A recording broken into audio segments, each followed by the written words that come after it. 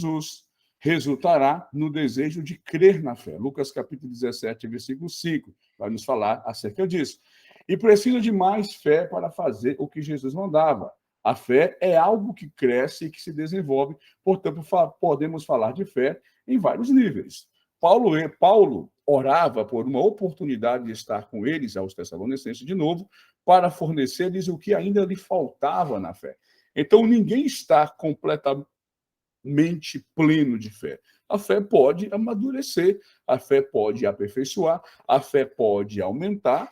O Senhor Jesus Cristo disse que a fé é do tamanho de um grão de mostarda, né, gente? Já viu um grão de mostarda? Uma certa feita eu fiz essa experiência na minha antiga congregação, vou fazer de novo ela qualquer dia dessa. Eu mandei que os porteiros deixassem na mão de cada pessoa que entrasse um carocinho daquele. As pessoas não sabiam o que era, pegavam aquilo e ia para o culto. E o porteiro falava, não perca isso, não perca, não perca. Aí, na hora da administração acerca da fé, eu perguntava, cadê o seu carocinho que você recebeu na porta? A maioria das pessoas não sabia onde é que tinha colocado, não sabia nem que tinha. Muitos diziam, está comigo, mas eu não sei onde. A fé é do mesmo jeito. Às vezes você tem fé e nem sabe que você tem fé. Tá? Às vezes você só percebe, você só dimensiona a intensidade da fé diante da própria dificuldade. Né? Por exemplo, Pedro nunca caminharia sobre as águas se não tivesse saído daquele local e tivesse dado o primeiro passo. Tá? Então, a fé está em processo de evolução também e de amadurecimento. Quando Paulo lhes escreveu essa carta, ele podia agradecer a Deus por a fé deles que estava a aumentar a cada dia mais. Então, eu oro que a sua fé também aumente no Senhor Deus, tá bom, gente? Uma fé direcionada à pessoa de Cristo, uma fé com conhecimento, uma fé convencida intelectual e emocionalmente, mas, sobretudo, também uma fé que implica confiança. Mais uma vez aí, eu relembro o equilibrista de Kierkegaard, né? Eu gosto de citar também que uma fé sem conhecimento ela é muito ingênua. Uma fé sem conhecimento leva pessoas a fazer coisas absurdas, né? Vocês têm visto aí no âmbito neopentecostal muitos atos patéticos chamados de ato profético. Pessoas engolindo algo e cuspindo em cima dos crentes, né? No âmbito das demais religiões, eu posso citar aí o budismo tibetano do Dalai Lama, onde as pessoas em peregrinação vão até o Tibete para beber água poluída daqueles rios, como se fosse uma coisa pura, por não ter conhecimento. Jesus ele fala isso lá no livro de Romanos, Paulo ele fala isso lá no livro de Romanos, no capítulo 3º, ao imprecar um julgamento aos judeus, Paulo disse que eles tinham fé, mas lhe faltava conhecimento. Gente, fé sem conhecimento é fideísmo. E fideísmo leva as pessoas a terrorismo, leva as pessoas a julgamentos precipitados em nome da fé. Tá bom, gente? Vamos ter essa cautela também, ter esse discernimento também, beleza? Muitas vezes temos que enfrentar situações, eu acho que você já deve ter passado por isso, que exigem mais fé do que nós possuímos. Que as nossas orações possam ter a intensidade daquele pai que diz, Senhor, eu creio, mas ajuda a minha incredulidade. Ela é viva, dinâmica e ela cresce. Eu ouso dizer, ela é sincera também. Essa passagem é uma passagem que eu gosto muito dela, ela mexe muito comigo, em Marcos capítulo 9, conta-nos acerca de um pai que tinha um único filho e esse filho já havia sofrido demais. Segundo o relato de Marcos, ele era uma criança epilética, outros dizem que ele era endemoniado, ou quem sabe até as duas coisas, até porque o diabo ele é um parasita, ele se mete em tudo. E esse pai já tinha sofrido tanto com os filhos. Irmãos, eu acho que quando um pai vê um filho sofrer, é uma das piores coisas que tem. Lembro-me que há um mês, o meu filho ele acordou com vômito, e aquilo foi muito difícil para mim, porque eu via ele provocando, tudo que ele comia, ele provocava, e uma cena me marcou muito, foi quando ele ficou deitadinho no chão, com dor no estômago, e ele só provocava. Aquela cena era de uma agressão muito forte, uma violência visual muito forte. E eu pensei nesse texto, esse pai que por anos tinha visto o seu filho se jogar na água, se jogar no fogo, ele leva até os discípulos e os discípulos não fazem nada. Jesus olha para ele e pergunta assim, você crê que eu posso curar o seu filho? Ele fala assim, Senhor, diante de uma pergunta dessa, ele poderia dizer qualquer coisa, mas ele responde, Senhor, eu creio. Mas como se ele fosse batizado de uma consciência, talvez aqueles fatos veio à sua mente, ele falou assim, Senhor, eu creio, mas ajuda a minha falta de fé. Eu acho que ele falou assim, Senhor, eu já sofri tanto nessa vida com esse menino que já perdi até a esperança. E nem por isso Jesus não deixa de curá-lo. Eu acho que reconhecer que lhe falta fé já é um primeiro passo para a fé. Chorar por pensar que não tem fé já é um ato de fé.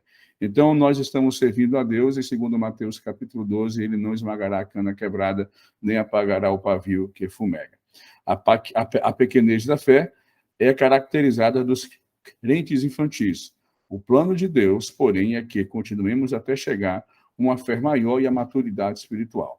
Eu faço uma observação aqui, que ninguém pode se vangloriar da própria fé. Fé não é um capital de troca, a fé não é algo para você se gloriar na sua fé.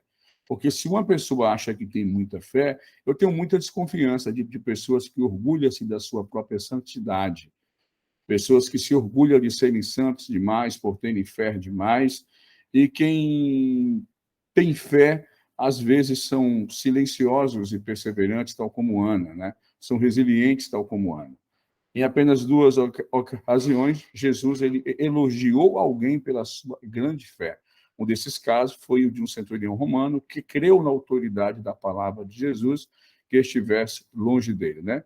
Em Mateus capítulo 8, versículo 8, essa passagem conta-nos acerca de um centurião que chegou até Jesus e falou assim, Senhor, eu sou um homem que entendo como é que as coisas funcionam. Eu tenho soldados ao meu dispor, eu digo a esse vai, e ele vai, digo a esse vem, e ele vem. Eu vou pedir só uma coisa, dá apenas uma única palavra e o meu criado vai ficar sarado. É interessante que as pessoas que conheciam esse homem disseram a Jesus, é digno que o Senhor vá na casa dele, porque ele é amigo do nosso povo. Ou seja, por mais que ele fosse romano, ele era um filantropo, ele ajudou o povo de Israel. E Jesus fala assim, olha, nem mesmo em Israel eu encontrei tanta fé. E cura, e dá uma palavra, e o criado do centurião fica curado. Certo, pessoal? No segundo caso, é a mulher cananeia, que pediu incessantemente que Jesus curasse a sua filha endemoniada, mesmo que ele não respondesse logo à sua petição. Né? Mateus 15, 27 e 28, aquela passagem onde Jesus diz, não é lícito pegar os pães dos filhos e lançá-los aos cachorrinhos, ao que a mulher responde, Senhor, quero fazer só uma observação também, Senhor. Os cachorrinhos também comem das migalhas que caem da mesa dos seus senhores. E Jesus falou assim, ô mulher, que grande é a tua fé. Vai, porque a tua filha já está curada. Penso eu que Jesus ele queria ali despertar a fé nos seus discípulos. Beleza? Como nós podemos manter a fé? Não podemos, porém, dar como pressuposta a fé, pois ela precisa ser mantida. O fato de tentar manter a vida e o desenvolvimento da experiência cristã sem alimentar a fé é igual a tentar conduzir um carro sem combustível, tem potencial, mas incapaz de exercer função, né? Você cai em inanição espiritual, né? Em Romanos capítulo 1, versículo 17, diz que o justo viverá pela fé, né? E em Gálatas capítulo 3, 11, diz esse mesmo versículo, o justo viverá pela fé, que é uma citação de Abacuque. Abacuque vai falar isso, é a única vez no Antigo Testamento que aparece a palavra fé. A palavra ali é amuná, certo? Aparece essa palavra fé lá em Abacuque, né? Citando acerca disso. Bom, vamos lá, então. Então, assim como o músculo precisa ser exercitado, a fé também precisa ser exercitada, certo? É evidente que necessitamos ter e manter a fé. Alguns dos meios que podemos manter a fé são oração. A oração é essencial para você manter a sua fé. Ninguém pode querer hipertrofiar espiritualmente, crescer espiritualmente, sem viver sem oração, gente. A oração ela não pode ser esquecida na dinâmica da fé. O Billy Graham sempre dizia, eu não oro mais de 5 minutos, mas não fico mais de 5 minutos sem orar. A oração tem que ser um ato constante. Eu tenho dito isso, que eu aprendi muito com a minha mãe, quando nós éramos pequenos, a minha mãe, ela sempre tinha um hábito, minha mãe, ela tinha esse hábito saudável de estar em casa e estar orando ali, fazendo a comida, fazendo o cuscuz, que diga-se por sinal, eu amo cuscuz. Minha mãe ficava ali fazendo as coisas em oração o tempo todo. certo? Leitura da palavra de Deus. A fé vem pelo ouvir e o ouvir a palavra de Deus. Isso aqui é muito bacana, certo? A leitura da palavra, ela aumenta não só o nosso conhecimento intelectual, ela aumenta também o nosso conhecimento espiritual. Ela convence-nos. Quem aí, né, quando nós estudamos acerca da vida de Jefté, no seu sacrifício, no seu voto para com Deus, o Jefté, para além do seu ato, ele agiu com fé, né? Talvez uma fé ingênua, mas uma fé. Quando você lê a história de Jefté, você percebe-se que às vezes nós somos tão tímidos naquilo que nós fazemos, né? Então, a fé também ela pode ser aumentada na relação com os outros que demonstram fé. Se você caminha com uma pessoa que crê, uma pessoa que quer estar perto de Deus, eu gosto daquela citação de Paulo que diz que as más companhias corrompem os bons costumes. Eu gosto de pensar que o oposto também é válido, que as boas companhias desenvolvem bons costumes. Ouso dizer, as boas companhias desenvolvem a fé. Isso amadurece a fé. Né? Os testemunhos também. Os testemunhos, o que é o testemunho? É um resquício da oralidade que o pentecostalismo tem. O pentecostalismo ele é um protestantismo, sim, mas diferente do protestantismo histórico, ele é muito apegado à oralidade, às narrativas de testemunho. Então, quando você ouve o testemunho de uma pessoa, isso aumenta a sua fé. É que você fala assim, poxa vida, essa pessoa ela é idêntica a mim, ela não é menor que eu em nada. Né? E Tiago vai dizer que Elias era um homem sujeito às mesmas paixões, e ele orou e Deus não respondeu. Ele não pode responder também a mim. Né? E outra maneira de mantermos a fé ativa é a adoração de Deus em grupo, chamada adoração congregacional.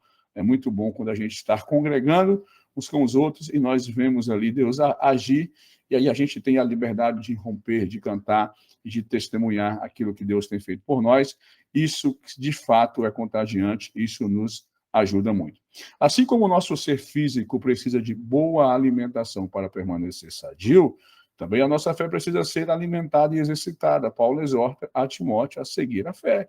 Em 1 Timóteo, capítulo 6, versículo 11 até o 7, Paulo ele fala sobre Timóteo, né? O exercício da piedade. Né? Ele vai dizer também lá em 2 Timóteo que o Timóteo tem que despertar o dom de Deus que há nele, exercitar o dom de Deus que há nele. Tá beleza, gente? A fé precisa ser exercitada. É muito importante lembrar que quando estamos unidos com Cristo, ele intercede por nós e não falha a nossa fé. Beleza, senhores? Essa é o resumo da terceira lição. Lição essa que você vai ler e você vai estudar para que na aula que vem você chegue aí e fale assim, poxa, professor, eu li a terceira lição, eu peguei aquele resumo feito e eu estou aqui para a gente fazer a lição 4 e a lição 5. Tudo bem, queridos? Se você ainda não assinou o nosso canal, assine. Fiquem todos com Deus e até na próxima sexta-feira. Ibadã, Nação 73, Núcleo 81, para a glória de Deus Pai.